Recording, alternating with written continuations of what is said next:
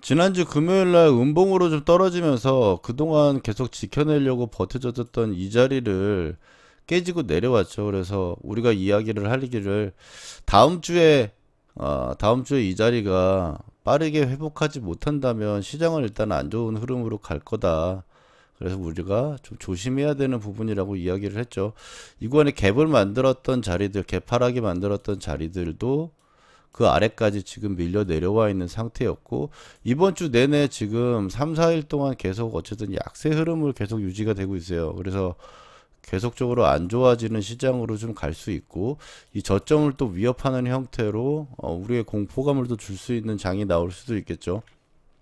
이제 다만 지금 시장을 보고 있는 거는 그래도 이제 빠져가지고 어느 순간엔 저점이 나오겠죠. 사실 위태위태합니다만 지금 나스닥이라든지 글로벌 증시 같은 경우는 아직까지는 무난한 장을 보여주고 있는데, 우리나라 장세가 특히 약하다라는 거, 여러 가지 이슈가 있겠지만 그 약세의 부분들이 이게 저가를 낮춰버리는 급락으로 떨어지는 부분들의 이슈보다는 오히려 계속 재미없는 상태로 수렴하는 형태로 빠지지만 어느 정도 또 올라왔다가 또 이런 식으로 움직이는 이런 형태가 되는 게 오히려 지금 현재 상황에서는 좀 기대할 수 있는 부분이 아닐까 싶어요. 그래서 지금 우리가 시장을 그래도 보고 있는 거는 어느 순간에 저점이 나오고 반전이 나오는 구간에서 접근해야 될 종목들을 좀 지켜보고 있는 건데, 이제 그런 부분에서 바이오주들을 이야기를 하는 거는 최근 시장에 그래도 바이오 정도밖에 없어요.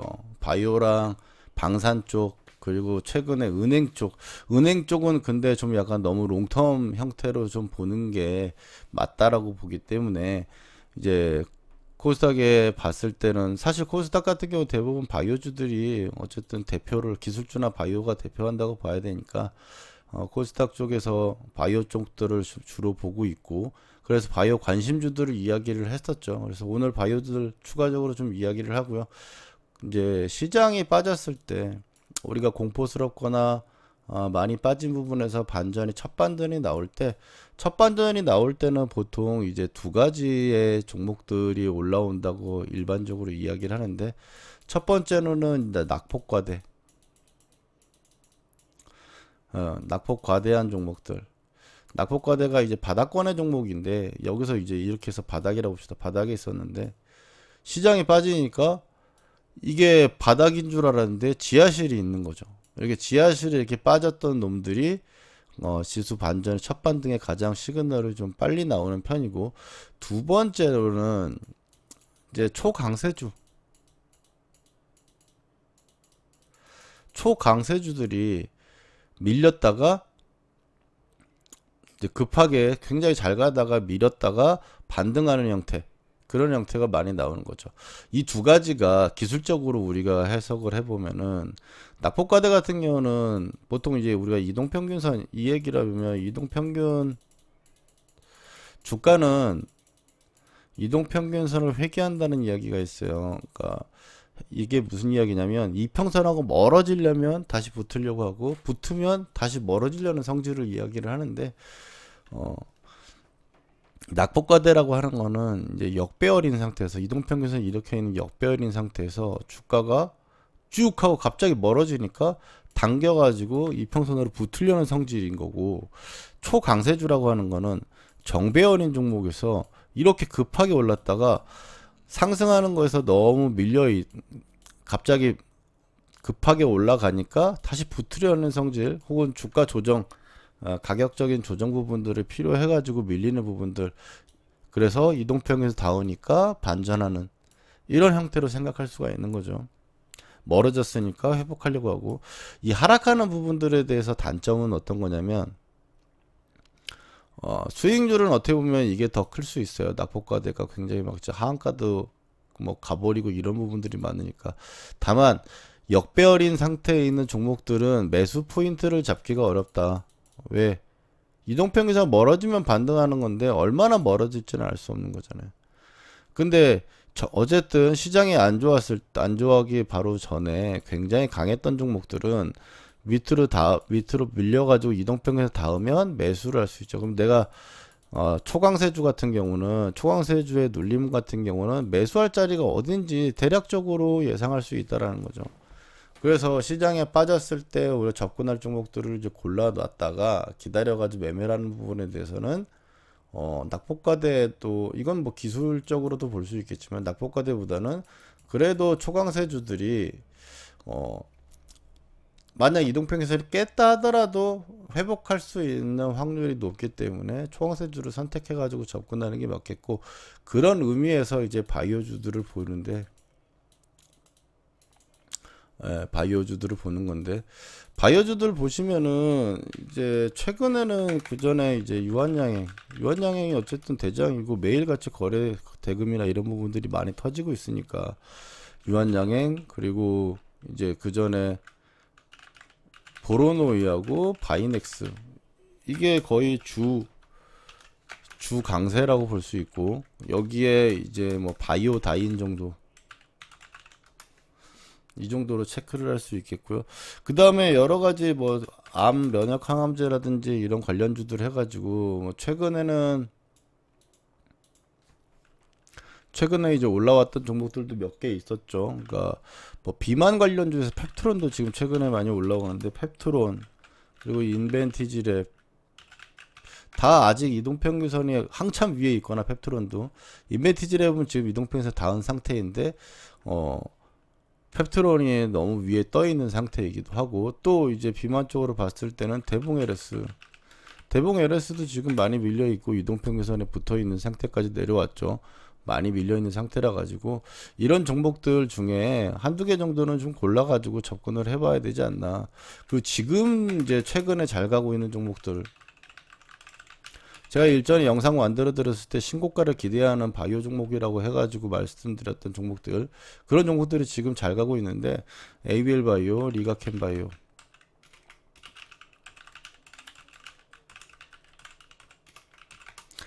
이렇게 해가지고 바이오 정도, 그 다음에 로또주라고 해야죠. 소액 투자, 그러니까 소액으로 좀 약간 살짝 사보는 정도. 반전이 만약 나와준다면 낙폭과대로 좀 많이 올라올 수 있다라고 해서 말씀드렸던 게 저번에 지난 영상에 말씀드린 게 퀀텀 매트릭스인데, 이 종목들 한 번씩 이제 다시 한번 볼게요. 근데 여기서 이제 가장 다시 한번 여기서 봤을 때 가장 대표적인 종목은 어쨌든 유한양행이 지금 뭐 업종으로 보던 주가 형태로 보던 지금 대장은 유한양행이라는 건 누구도 뭐라고 할 수 없고, 펩트론이 지금 최근에 굉장히 좀 강하고 있죠. 나머지 강하고 있고 아직도 강하고 있는 거예요. 이런 종목들은 보로로이도 아직 안 빠져 있는 상태고, 바이넥스는 좀 조정을 주고 있는 상태고, 바이오다인도 지금 조정을 다 준 거의 주가 조정이 좀 많이 나와 있는 상태고요. 이벤트지랩도 마찬가지고 대붕오레스도 마찬가지입니다. ABL 바이오나 리가켄 바이오, 한올바이오 파마는 아직도 이제 강한 종목이죠. 강한 종목이라고 쳐서 이제 동글뱅이 쳤는데 동그라미가 이제 5개요. 이 5것 중에 하나는 밀리면은 뭐 다 살 수는 없으니까 5개 중에는 밀리면은 매수를 다 어쨌든 해볼 생각을 가져야 될 것 같고, 그 다음에 가장 대표적인 것은 유한양행. 그럼 최근에 지금 바로 직전에도 말씀드렸지만 ABL 바이오나 리가켄 바이오가 지금 제일 견조하게 움직이고 있고, 한올바이오파가 최근에 오랜 수렴 뚫고 올라간 거라 가지고 이 세 개 종목 같은 경우는 눌리면 분할 매수를 해야 되는 종목이라고 봅니다. 눌린다라는 게 이제 뭐 메이저랑까지 보고 할 수 있겠지만, 여기서 하나 더 이야기를 하면은 다른 종목들보다 뭐 인벤티지랩, 대봉 LS, 뭐 그리고 바이오다인, 뭐 그다음에 ST팜이라든지 뭐 여러 종목들이 있었죠. 잘 갔던 종목들도, 그런 종목들도 있다 하더라도 지금 이 동그라미 5개의 종목이 밀린다면 이 종목들이 최우선이다. 거기서 가장 대장은 유한양행이니까 유한양행을 어쨌든 최우선으로 좀 봐야 되지 않을까 생각을 하고요. 그래서 이제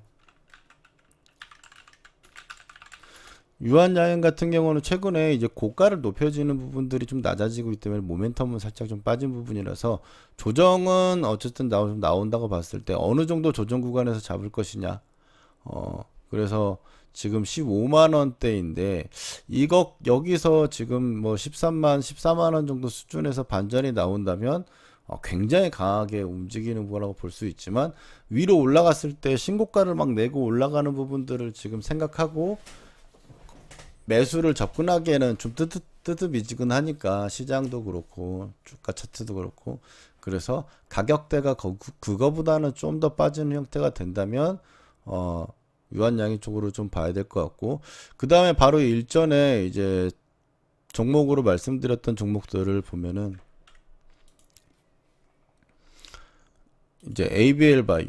ABL 바이오는 38,000원에서 이제 36,000원, 뭐 5,000원, 6,000원, 5,000원 이 정도 자리가 이제 내려온다면은 분할 매수 좀 접근을 그 이후로는 그 아래로는 좀 해봐도 되지 않을까라고 해가지고 일전에 말씀드렸었는데 이제 가격대가 좀 와 가려고 하는 것 같고요. 대봉 LS 같은 경우는 이제 말을 했던 이제 가격대 부분에 언저리에 와 있어요. 그러니까 점점 좀 봉은 짧아지고 오늘 중간중간에 한 번씩 좀 튀려고 하다가 실패하고 다시 밀려가지고 가격대가 좀 밀린 다음 16,000원대 정도 오면은 그때부터 좀 계속 분차트 봐가면서 좀 모니터링을 할 생각으로 있는데 한번 같이 한번 보시면 좋을 것 같고 16,000원대 뭐 이 정도 지금 현재 가격에서 추가적으로 좀 밀리는 음봉이 하나 푹 하고 떨어지면은 그때부터 관심을 좀 가져보면 어떨까 싶습니다.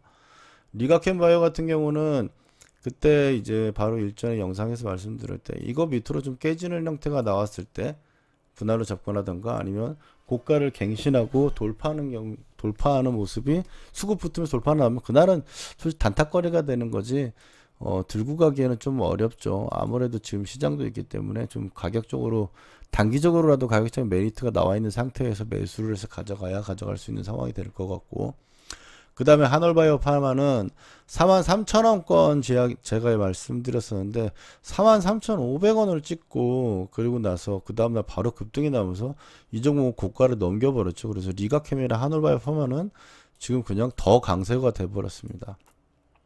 퀀텀엑스리스는 이제 7,000원 구간이 와 있어가지고 7,000원 구간이 상봉매매 형태의 첫 번째 자리이기 때문에 그냥 지금 사실 차트상으로는 언제 반등할지 모르듯이 그냥 줄줄 흐르고 있는 거잖아요.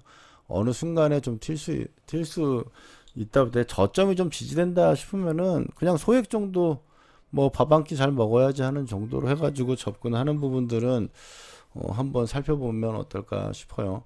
뭐 이 정도 해가지고 일단 바이오주들 다시 한번 정리해드렸고 시장에 대해서 접근하는 방법들 간단하게 한번 이야기를 해봤습니다.